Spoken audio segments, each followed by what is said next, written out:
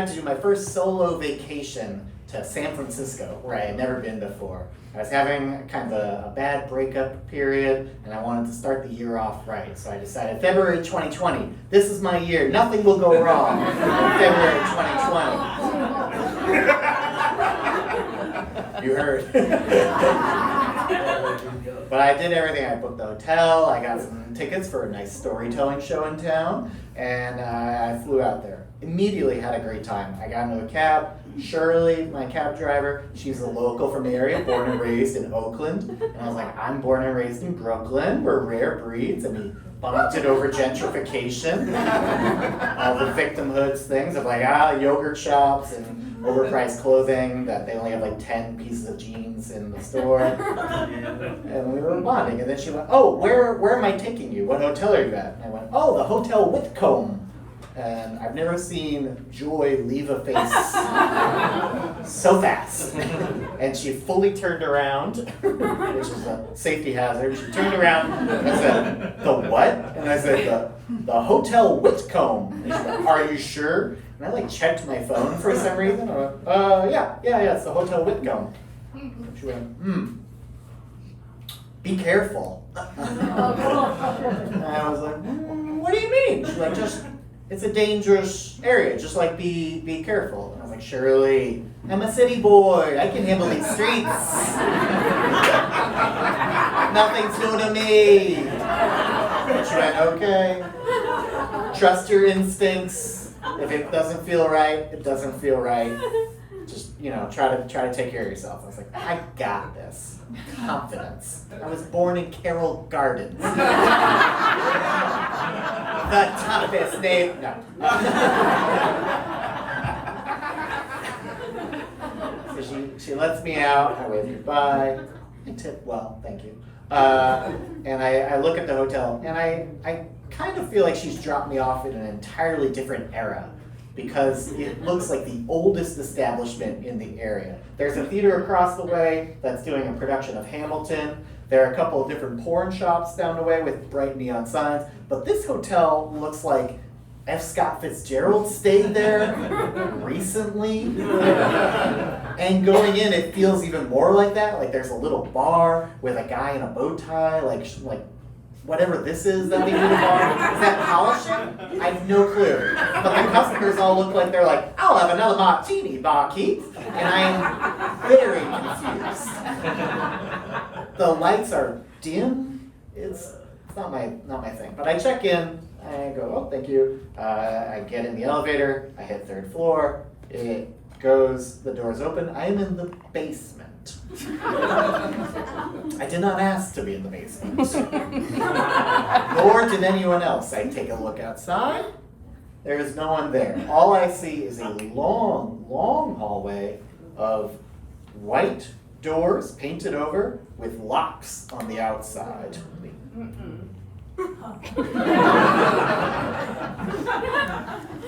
So I go, I'm back in the elevator, I hit the door closed, brings me to the 3rd floor. It does not get better on the 3rd floor. The lights are somehow dimmer.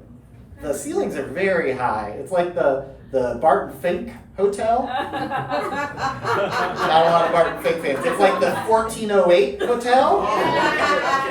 More people. The Shining.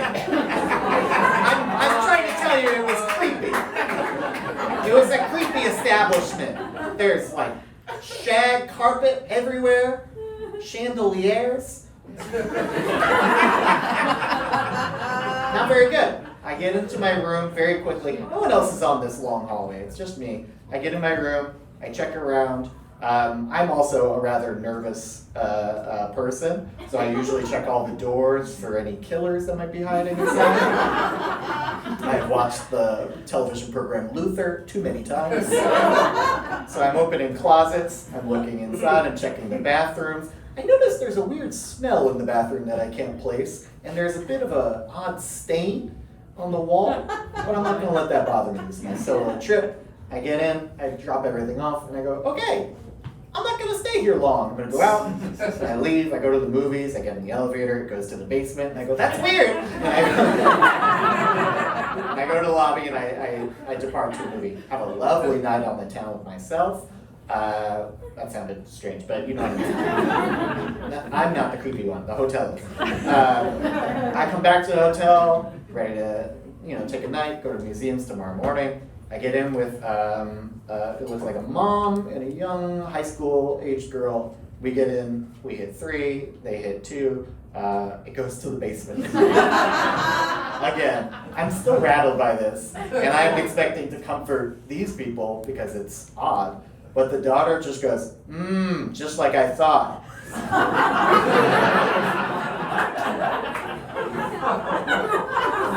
I'm pretty sure I did that exact look at her in the elevator, like, what are you talking about? And she goes, I told you, Mom. And Mom goes, I guess you're right. And then the daughter turns to me and goes, this used to be a prison. They used to keep prisoners, the more violent ones, in the basement here because they didn't mesh well with the other population in the regular prisons. And so she's like, that's why I wanted to stay here. We're visiting colleges.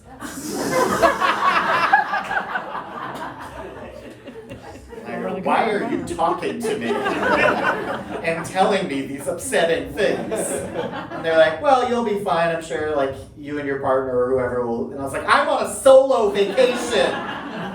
2020 is the year of me. Yeah. They get off at the 2nd floor. I get up on the 3rd floor. Lights are flickering a little. I get into my room. I think this is normal. I put the chair under the handle. Just because I don't know yet. And I hear a knock on the door.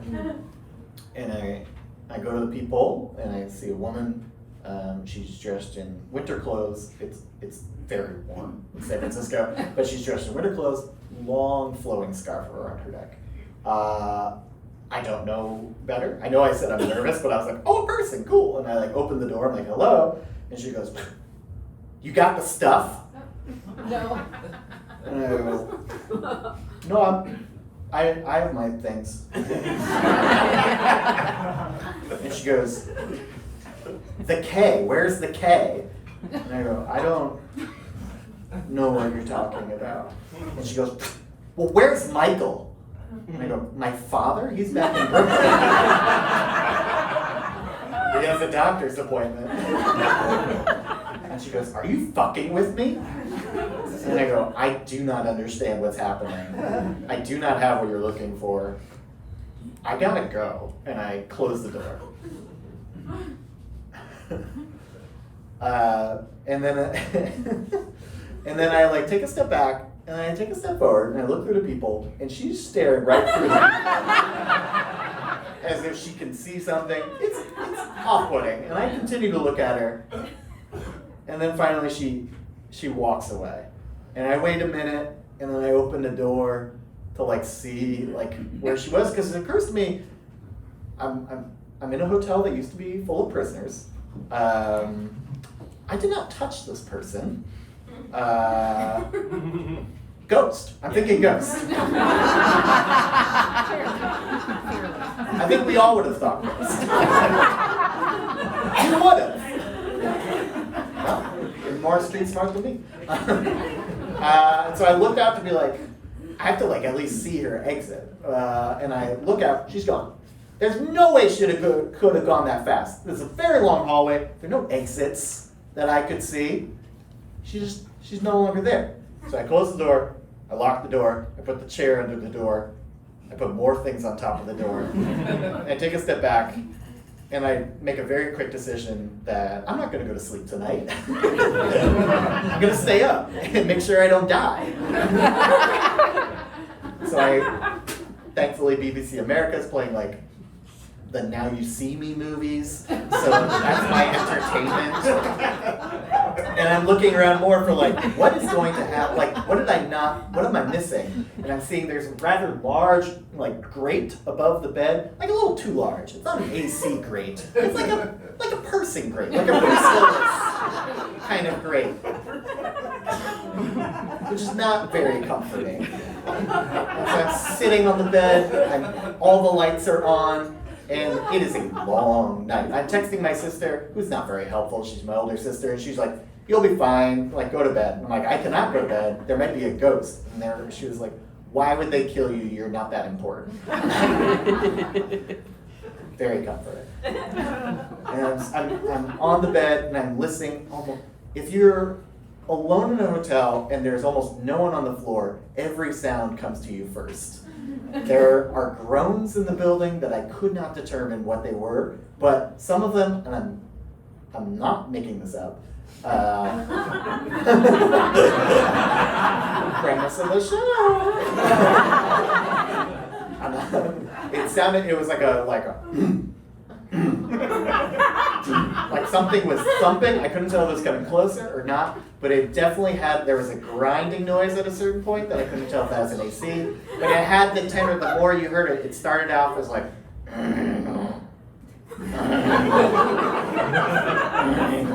at 11 p.m. it sounds like, at 4 p.m. it sounds like, Michael.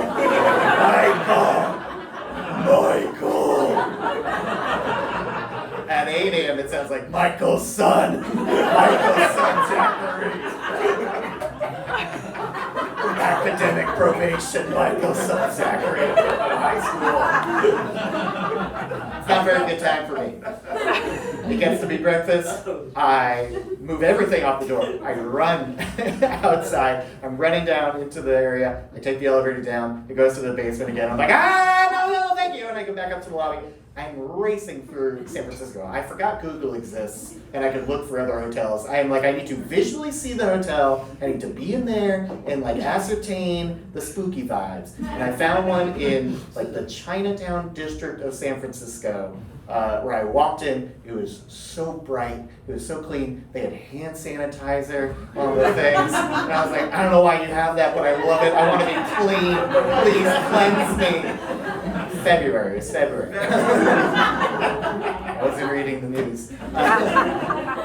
And I immediately book a hotel stay there for the next 4 days. I run back to my hotel, I go up again, yes, he also goes to the basement, I'm like, no, fuck off! And I run to my room, I'm getting all the things, it sounds like the sounds are getting closer, but maybe it's just my anxiety that's flaring up, and I'm packing all my bags, I throw all my bags on, and I run downstairs to the clerk, and I'm like, hello, I need to check out early, I gotta go right now.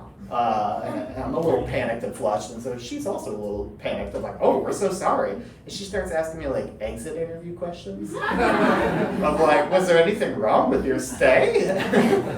And I have the confidence to tell you guys because I think you like me, but I don't know her, so I'm not going to tell her I think there's a ghost in my room, or someone seeking drugs. I don't know. Either way, I'm a scared boy and I gotta go.